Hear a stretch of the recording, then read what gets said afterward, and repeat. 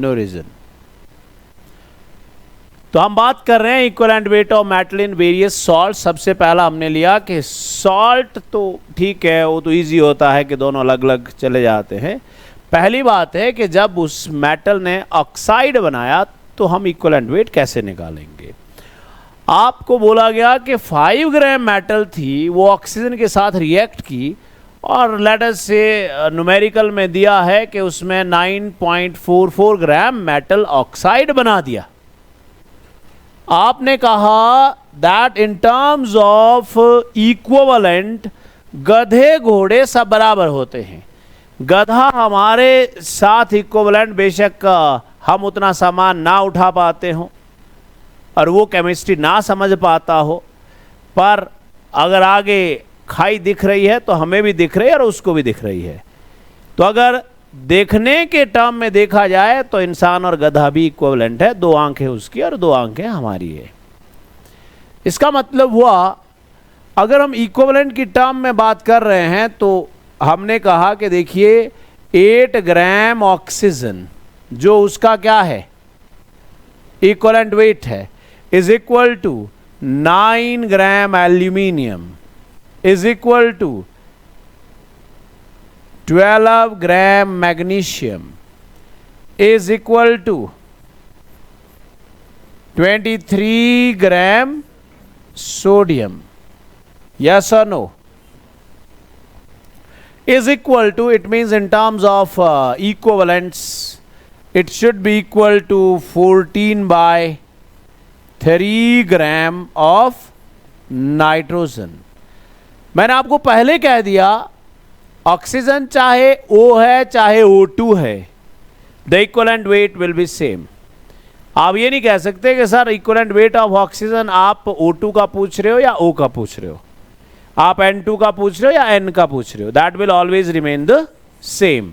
Same कैसे रहेगा वो मैंने आपको बताया था कि मान लेते हैं कि कोई हमारे से ऑक्सीजन का इक्विवेलेंट वेट पूछता है तो हम उसका मोलर मास कर देंगे, कितना हो गया 32, और उसकी एलिमेंट का इक्विवेलेंट वेट कैसे करते हो इस डिवाइडेड बाय द जो बैलेंसीज हैं, ऑक्सीजन की बैलेंसी 1 की 2 होती है, 2 की 4 हो गई। So again the equivalent weight is coming out to be 8 gram. ठीक है, अगर आप इक्विवेलेंट वेट की बात करते हो, समझ में आ गई बात। इसका मतलब हुआ कि अगर आपको पूछा गया कि जी नाइट्रोजन का आप इक्विवेलेंट वेट निकालें तो नाइट्रोजन कितना हो गया 28, 1 N के हो गए 3, 2 के हो गए 6, इसका मतलब 28/6 कितना हो गया 28/3। It is 28/6 that is 14/3, that is the same जो हम निकाल रहे थे। अब मुझे सारों की बात करने की जरूरत नहीं है क्योंकि हम पहले ये पिछले लेक्चर में कर चुके हैं कि ऐसा कुछ होता है। अब वो कहता है कि 5 ग्राम मेटल ऑक्सीजन के साथ रिएक्ट करते 9.44 बनाती है। यहां से हमें क्लियर हो गया कि 8 ग्राम ऑक्सीजन के साथ जो भी रिएक्ट करेगा वो उस एलिमेंट का इक्विवेलेंट वेट है। वो एलिमेंट कौन है पता नहीं, क्योंकि हमें नोन से पता लग रहा है कि अगर मैग्नीशियम के वो 12 ग्राम के साथ रिएक्ट कर रहा है तो 12 ग्राम भी तो मैग्नीशियम का क्या है इक्विवेलेंट वेट है। अगर वो 9 ग्राम एल्यूमिनियम के साथ है तो 9 ग्राम भी तो उसका क्या है इक्विवेलेंट वेट है। इसका मतलब हुआ कि अगर हम यहां से ऑक्सीजन का इक्विवेलेंट वेट निकालते हैं तो इस न्यूमेरिकल से हमें पहले तो ये निकालना होगा कि भाई ऑक्सीजन का यहां मास कितना है, ऑक्सीजन का मास कितना है, इस आप निकाल लो weight of oxygen. Weight of oxygen किसी बच्चे के पास दे दो कल्पना। वेट ऑफ ऑक्सीजन कितना है, बंदी करो उसको। Wait of oxygen is 9.44 minus 5.0. So our answer is 4.44 ग्राम। ये कौन है वेट ऑफ ऑक्सीजन। तो अब हमने वो यूनिटरी मेथड लगा दिया that 5 gram metal no react with oxygen कितना, with oxygen 4.4 gram. 1 gram will react. And how many grams? 1 gram will react is 4.44 divided by 5. And what will be the equivalent weight? Who will react with 8 gram oxygen? Yes or no? It means ये आपका आ गया equivalent weight. सो आप इसको solve करिए.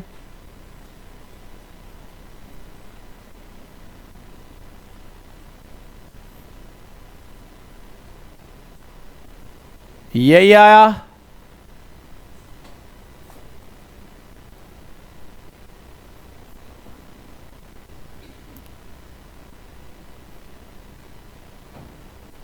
Seven के करीब आ गया. ये कितना है बेटा?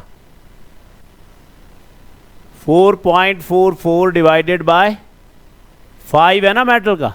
ये क्या किया आपने? Unitary method. 5 तो मेटल का है. ऑक्सीजन का तो कितना है? 4.4. So you should do it that 4.4 gram will react with. इसको कर्टन को बंद करो बेटा, मेरी आंखों में भी लग रहा है और उसको भी दिखाई दे रही हो.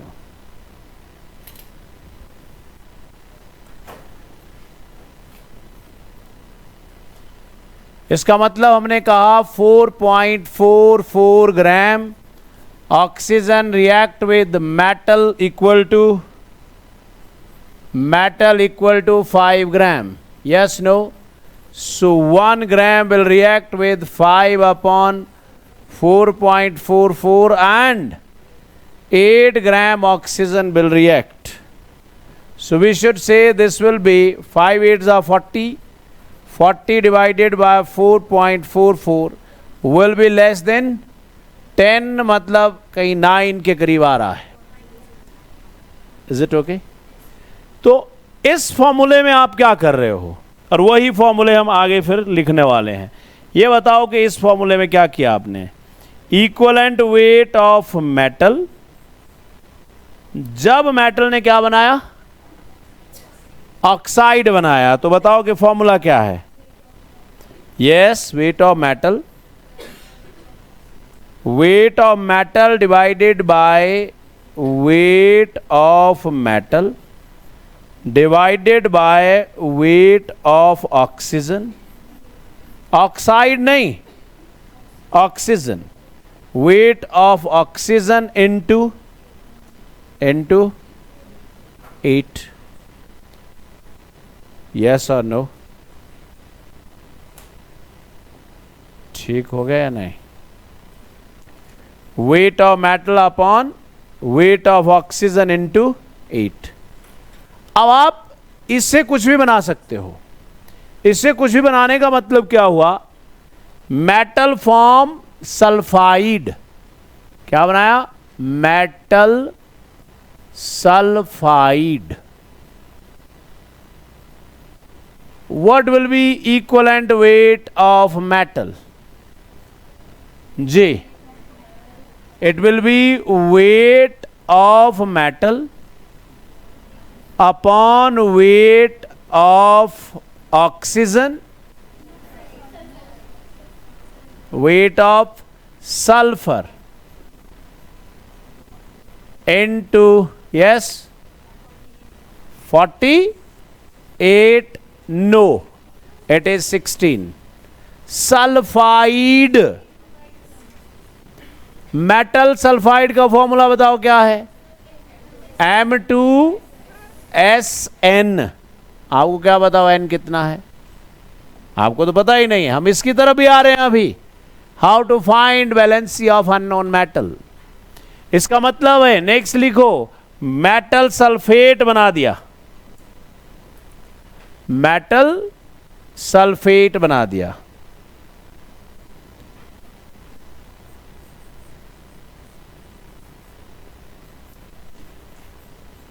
जब बेटा मेटल सल्फेट बना दिया तो बताओ क्या आया?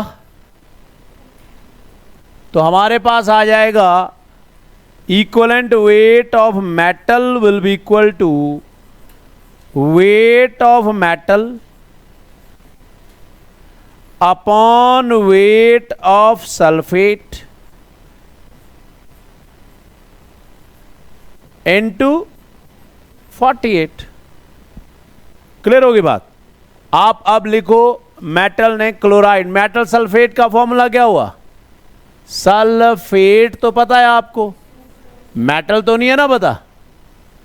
तो ये बताओ कि मेटल ने कार्बोनेट बनाया, मेटल कार्बोनेट। लो जी लिखो बेटा क्या आया? Weight of metal, equivalent weight of metal is weight of metal upon weight of carbonate into बेटा इनटू 30। Yes no? मेटल ने सल्फेट बनाया, मेटल ने कार्बोनेट बनाया, 30 आ गया, सल्फेट हो गया। अब लिखो मेटल ने नाइट्रेट बनाया, मेटल नाइट्रेट बना दिया जी। जब मेटल ने नाइट्रेट बनाया तो बताओ उसका फॉर्मूला क्या आया? नाइट्रेट पता है ना आपको, पर मेटल तो नहीं है पता। So this is metal nitrate. जब मेटल नाइट्रेट बनाया तो equivalent weight of metal is weight of metal, yes no, divided by weight of nitrate into 62। बोलो जी किसका नहीं आया? Yes no? अब मेटल ने बना दिया मेटल नाइट्राइड। कौन बना दिया? Metal nitride. बताओ क्या फॉर्मूला है? Metal nitride.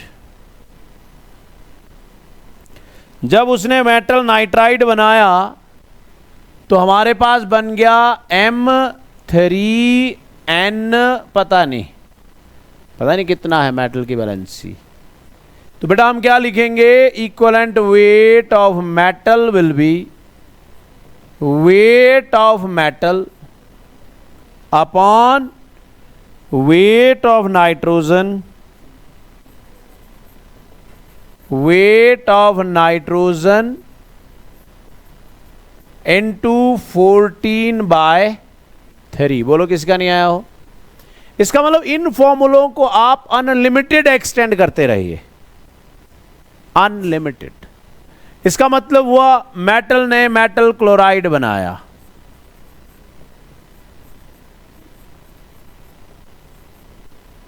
जब मेटल क्लोराइड बनाया तो मैंने लिख दिया wait of metal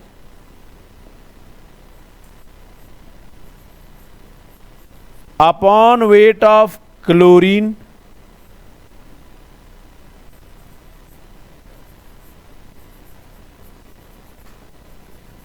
into 35.5 is equivalent weight of metal। ठीक हो गया बेटा?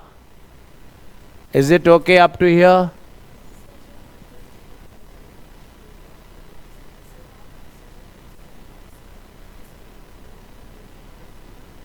ऑक्सीजन जो उस कंपाउंड में है का मतलब हुआ अगर 9.44 मेटल ऑक्साइड था, मेटल 5 थी, तो ऑक्सीजन कितनी है? It will never remain in the form of O2। पर हमने ये कह दिया कि वो जिस मर्जी फॉर्म में रहे इक्वलेंट वेट तो 8 ही होगा। Next is equivalent weight of metal form metal hydroxide, metal hydroxide जी। क्या फॉर्मूला आया जी? Equivalent weight of metal will be weight of metal upon weight of hydroxide into 17। मैं कह रहा हूं कि जिस मर्जी मेटल का ले लो, अगर आप बोल रहे हो कि जी हमारे पास सोडियम हाइड्रोक्साइड है, हमारे पास मैग्नीशियम हाइड्रोक्साइड है, हमारे पास एल्यूमिनियम हाइड्रोक्साइड है, मैंने कुछ बात कही थी equivalent formula. Equivalent formula of NaOH is NaOH, yes no? Equivalent formula of MgOH twice is MgOH. Equivalent formula of aluminium hydroxide is AlOH। इसलिए मैं बिल्कुल नहीं हेजिटेट करूंगा कि भाई आप जो है सब ने बनाए तो हाइड्रोक्साइड ही हैं, ई में सिर्फ 17 ऐड करते रहो, वो आपका आंसर एग्जैक्ट आंसर आएगा ही आएगा। इसका मतलब है मुझे 17 तो पता है, E23 है, लो जी मेरा आ गया 23 प्लस 17 कितना हो गया 40। मेरा आ गया जी कितना 12 प्लस 17 कितना आ गया 29। मेरा आ गया जी 9 प्लस 17 कितना आ गया 26। समझ में आ रही है बात? इसका मतलब हुआ कि आप जिसका मर्जी हाइड्रोक्साइड लो, हाइड्रोक्साइड तो फिक्स है ना, आप जिसका मर्जी सल्फेट लो। इसका मतलब हमें अगर दूसरे जो शॉर्टकट हैं उसमें यही लिखना चाहिए equivalent weight of metal in metal sulphate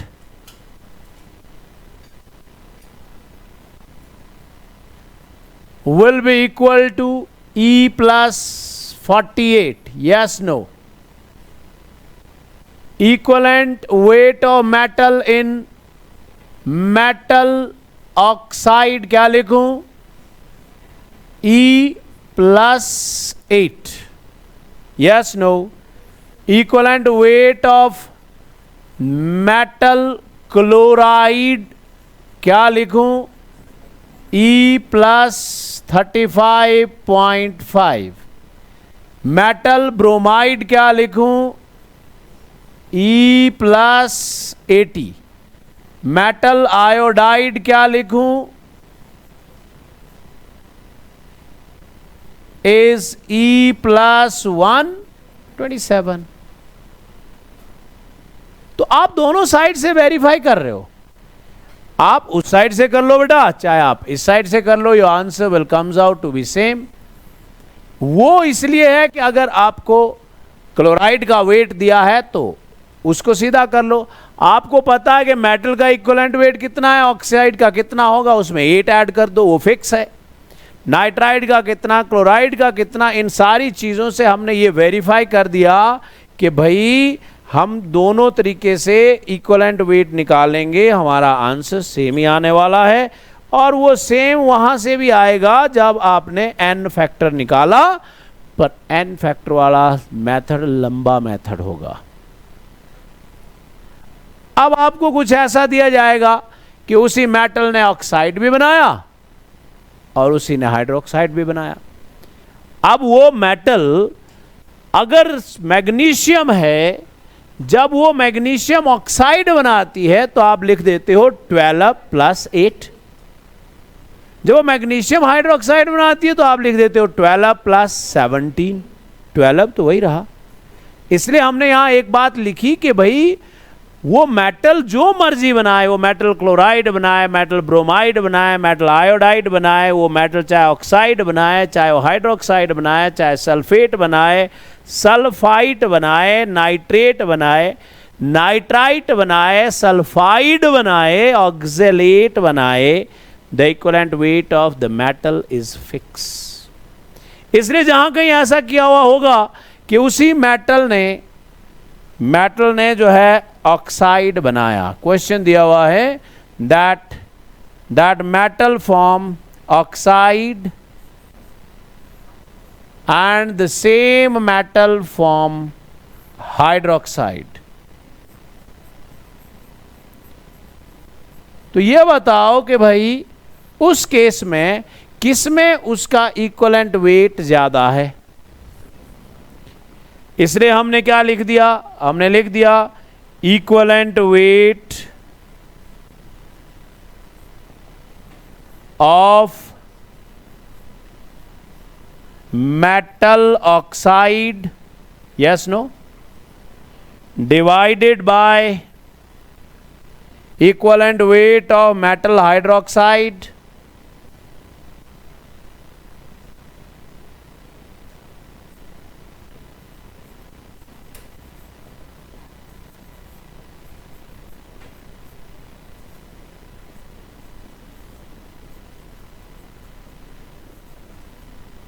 will be equal to, बताओ,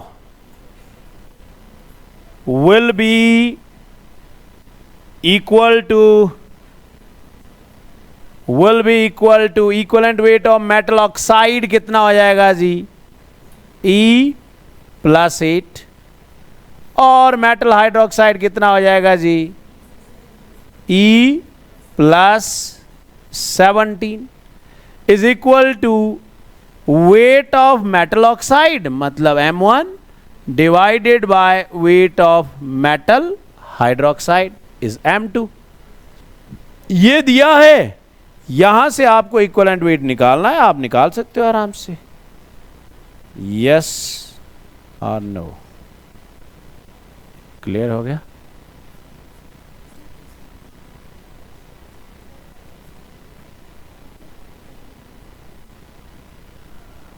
हाइड्रोक्साइड तो फिक्स है ना, पर एलिमेंट तो अलग अलग हैं।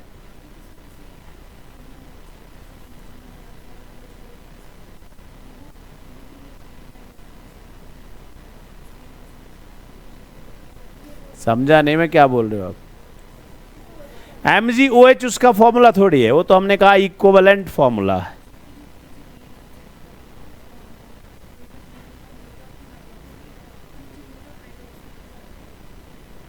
जो मेटल हाइड्रोक्साइड माइनस मेटल से आएगा, वो मेटल हाइड्रोक्साइड माइनस मेटल से आएगा, वो ऑक्साइड का होगा अगर वो मेटल ऑक्साइड बना रहा है। क्लोराइड बना रहा है तो क्लोरीन का होगा, ब्रोमाइड बना रहा है तो ब्रोमीन का होगा, हाइड्रोक्साइड बना रहा है तो वो हाइड्रोक्साइड का होगा। वो तो वेट क्या दिया है वो तो उसके ऊपर डिपेंड करता है ना, वेट क्या दिया है हम कैसे कहें। ठीक हो गया। सो दिस इज, अब आप यही फॉर्मूला, हमें ये कहा गया कि भाई उसी मेटल ने क्लोराइड बनाया और उसी ने ब्रोमाइड बनाया, तो हमने लिख दिया E + 35.5 डिवाइडेड बाय E + 80। ये पार्ट कर लोगे। अब यहां से हमारे पास जो सबसे बड़ी प्रॉब्लम अराइज हुई वो हुई ये, जो आप बार बार लिखते जा रहे हो। क्या लिखते जा रहे हो? ये N कौन है? मेटल की बैलेंसी। अब वो तो हमें पता नहीं है। सो हमारा अगला टॉपिक यहां से आता है, to find unknown valency of the metal.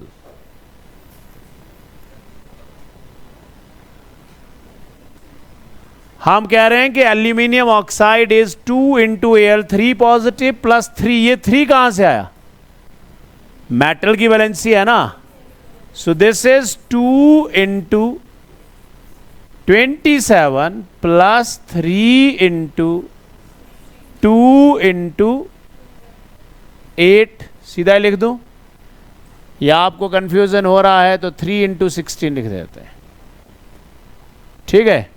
अब ये जो रहा, ये रहा 2 × n × 9, yes no, plus n × 16, n × 16। इसी को लिख दूं 2 × n × what is 9 is E plus n × 16। यहां से हमारे पास 2n आ गया common and we are getting E plus 8 और वह तो मोलर मास दिया होगा या क्या दिया होगा, वेपर डेंसिटी दी होगी, इससे ये खत्म हो गया। इसका मतलब हुआ Vd upon E plus 8 is equal to n। This is what is valency of unknown metal, provided आपको वेपर डेंसिटी दी हुई है और आपको सिर्फ n निकालना है। अब आप सेम चीज किसी में भी अप्लाई कर सकते हो। It is Vd upon E plus 8 is n। आइए यहां let us apply it for metal chloride. Metal chloride is, गप्पे कम मारो, मैंने एक क्वेश्चन पूछा ना, अब भी काम हो जाएगा। नहीं आ रहा है समझ में, यही हूं। metal chloride is Mn positive. What is Mn positive? Is Men. Men means E into N plus N into 35.5 is equal to, या तो मोलर मास दिया होगा या क्या दिया होगा, 2 into vapor density.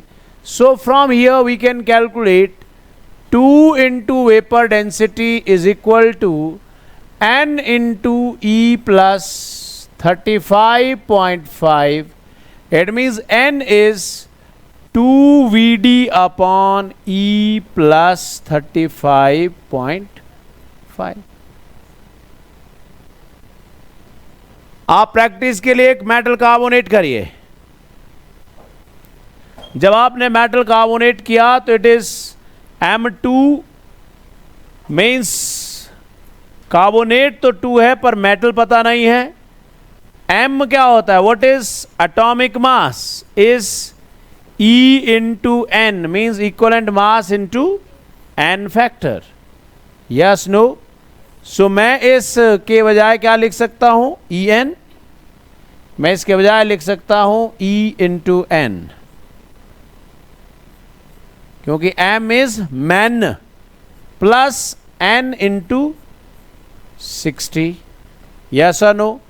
अब या तो मुझे इसके बारे में मोलर मास दिया हो, वरना मैं क्या, जो वेपर डेंसिटी होगी उसको 2 से मल्टीप्लाई कर लूंगा और फिर हमारे पास यहां से आ जाएगा 2n क्या common, E plus 30।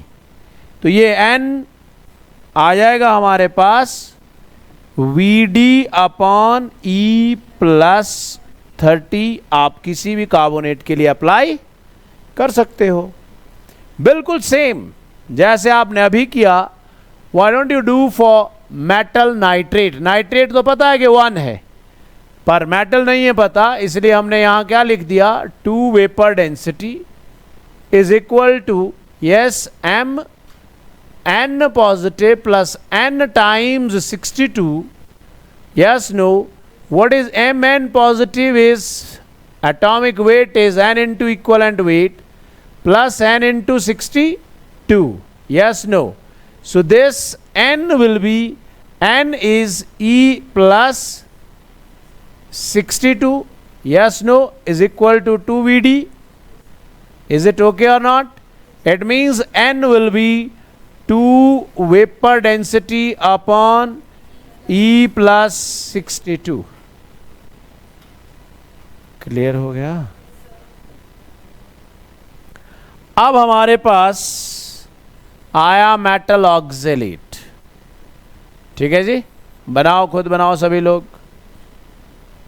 Metal oxalate is equal to 2 M N positive plus N into oxalate is 88, is 88. So it is 2 into E into N plus N into 88. So it is 2 N is E plus 44 is 2 into vapor density. Yes, no. It means 2 से 2 खत्म हो गया. So n is equal to Vd upon E plus 44. So the answer is n equal to Vd upon E plus 44. So this is how we find out the valency of unknown metal, जिसका हमने अभी equivalent weight निकाला था. एक equivalent निकालने का और formula हमारे पास है, और वो फॉर्मूला एक तो हमने किया है कि Dulong-Petit's rule is applicable for all solid elements in which approximate atomic weight into specific heat is approximately 6.4. तो अगर किसी का एग्जैक्ट एटॉमिक वेट निकालना हो तो हम वहां से n निकाल लेते हैं, उस n को होल नंबर कर लेते हैं, क्योंकि n हमेशा क्या आता है, फ्रैक्शन में आता है.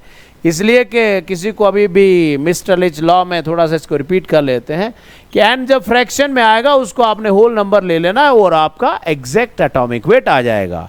मिस्टर लिच लॉ ऑफ आइसोमॉर्फिज्म में मैंने कहा था कि कुछ सॉल्ट्स ऐसे होते हैं जो मॉर्फोलॉजिकली मतलब देखने में एक जैसे होते हैं. तो देखने में वो इसलिए एक जैसे होते हैं क्योंकि उनकी मेटल की बैलेंसी सेम होती है. उनकी मेटल की बैलेंसी सेम होने का मतलब हुआ कि उनका n फैक्टर सेम होता है. इसलिए हम मिस्टर लिच लॉ ऑफ आइसोमॉर्फिज्म से किसी का इक्विवेलेंट वेट सॉल्ट का निकाल सकते हैं जो किसी के साथ आइसोमॉर्फस हो. हमें कहा गया कि किसी का मोलर मास 500 था और वो सॉल्ट व्हाइट विट्रियोल के साथ आइसोमॉर्फस था. व्हाइट विट्रियोल कौन है? ZnSO4.7H2O. इसमें सॉल्ट का n फैक्टर कितना है? 2 है. इट मींस वो जो अननोन सॉल्ट है उसका n फैक्टर भी 2 ही रहा होगा. समझ में आ गई बात? एक हमारे पास इक्विवेलेंट वेट निकालने का फॉर्मूला है electrochemical equivalent, which we use to do in electrochemistry +2 में करते हैं हम, जहां फैराडेज फर्स्ट लॉ पढ़ते हैं. Amount of the substance deposited is directly proportional to the quantity of electricity passed. उस इलेक्ट्रोकेमिकल इक्विवेलेंट से हम कैसे इक्विवेलेंट वेट निकालते हैं? That electrochemical equivalent Z is equal to equivalent weight upon Faraday, and 1 Faraday we know is 96500 coulombs. So एक बार ये भी आया था कि what is relationship between electrochemical equivalent and chemical equivalent. Chemical equivalent is equivalent weight. तो equivalent weight is equal to 96500 times electrochemical equivalent.